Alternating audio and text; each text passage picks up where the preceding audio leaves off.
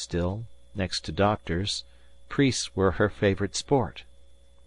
"Ah, Bishop Whiston," she would declare, "I do not want to talk of myself. I can imagine the stream of hysterical women fluttering at your doors, beseeching you to be simpatico." Then, after an interlude filled by the clergyman, "But my mood is oddly dissimilar." Only to bishops and above did she divulge her clerical romance. When she had first returned to her country there had been a pagan, Swinburnian young man in Asheville, for whose passionate kisses and unsentimental conversations she had taken a decided penchant. They had discussed the matter pro and con, with an intellectual romancing quite devoid of sappiness. Eventually she had decided to marry for background, and the young pagan from Asheville had gone through a spiritual crisis, joined the Catholic Church, and was now Monsignor Darcy. "Indeed, Mrs. Blaine, he is still delightful company. Quite the cardinal's right-hand man." "Amory will go to him one day, I know," breathed the beautiful lady, "and Monsignor Dark will understand him as he understood me." Amory became 13, rather tall and slender, and more than ever on to his Celtic mother. He had tutored occasionally, the idea being that he was to keep up, at each place taking up the work where he left off. Yet, as no tutor ever found the place he left off, his mind was still in very good shape. What a few more years of this life would have made of him is problematical. However, 4 hours out from land, Italy bound, with Beatrice, his appendix burst, probably from too many meals in bed, and after a series of frantic telegrams to Europe and America, to the amazement of the passengers the great ship slowly wheeled around, and returned to New York to deposit Amory at the pier. You will admit that if it was not life it was magnificent. After the operation Beatrice had a nervous breakdown that bore a suspicious resemblance to delirium tremens, and Amory was left in Minneapolis, destined to spend the ensuing 2 years with his aunt and uncle. There the crude, vulgar air of Western civilization first catches him, in his underwear, so to speak. A kiss for Amory. His lip curled when he read it. "I am going to have a bobbing party," it said, "on Thursday, December the 17th, at 5 o'clock, and I would like it very much if you could come. Yours truly, Myra St. Clair, R.S.V.P."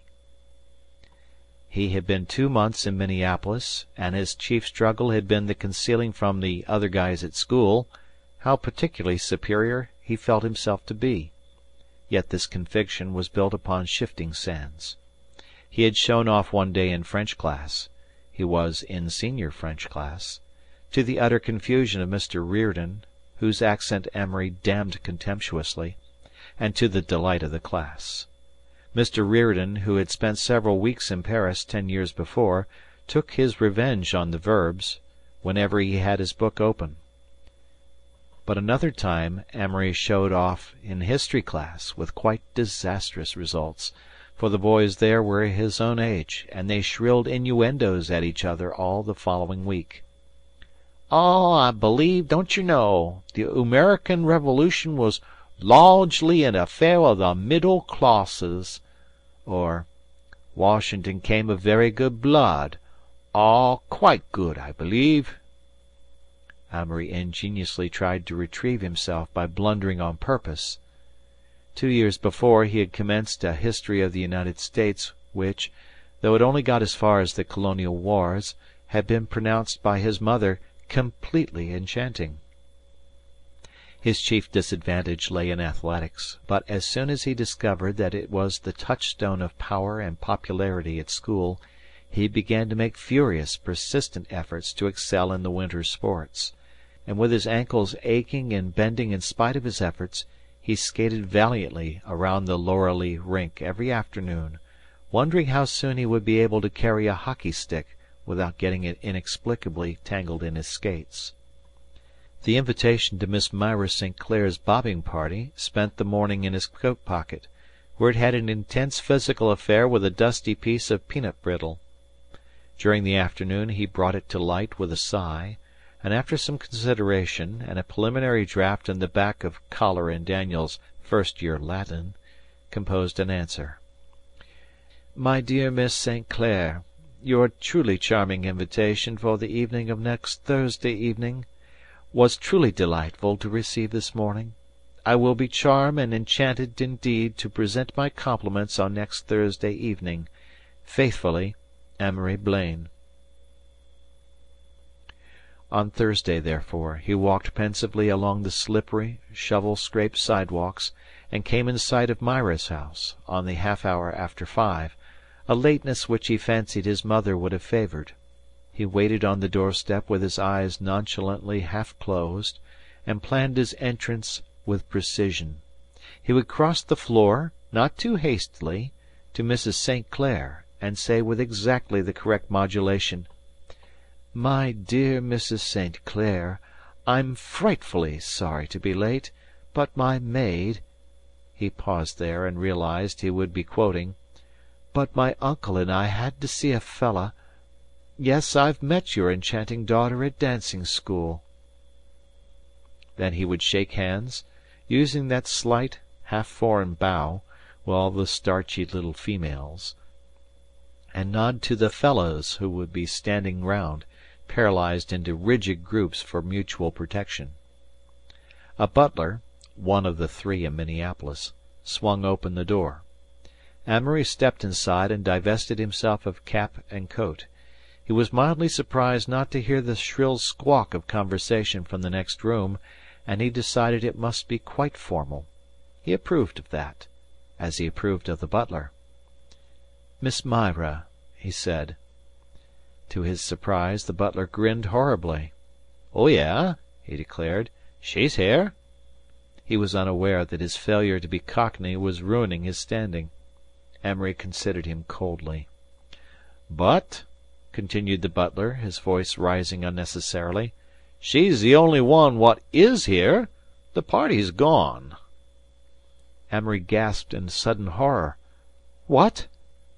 She's been waiting for Amory Blaine. That's you, ain't it? Her mother says that if you showed up by 5:30, you two was to go after 'em in the Packard. Amory's despair was crystallized by the appearance of Myra herself, bundled to the ear in a polo coat, her face plainly sulky, her voice pleasant only with difficulty. "'Lo, Amory." "'Lo, Myra." He had described the state of his vitality. "Well, you got here anyways." "Well, I'll tell you. I guess you don't know about the auto accident," he romanced. Myra's eyes opened wide. "Who was it to?" "Well," he continued desperately, "Uncle and Aunt and I." "Was anyone killed?" Amory paused and then nodded. "Your uncle?" Alarm. "Oh, no, just a horse, a sort of gray horse." At this point the Erse butler snickered. "Probably killed the engine," he suggested. Amory would have put him on the rack without a scruple. "We'll go now," said Myra coolly. "You see, Amory, the bobs were ordered for 5, and everybody was here, so we couldn't wait." "Well, I couldn't help it, could I?" "So Mama said for me to wait till 5:30. We'll catch the bobs before it gets to the Minnehaha Club, Amory." Amory's shredded poise dropped from him. He pictured the happy party jingling along snowy streets, the appearance of the limousine, the horrible public descent of him and Myra before 60 reproachful eyes, his apology, a real one this time. He sighed aloud. "What?" inquired Myra. "Nothing. I was just yawning. Are we going to surely catch up with them before they get there?"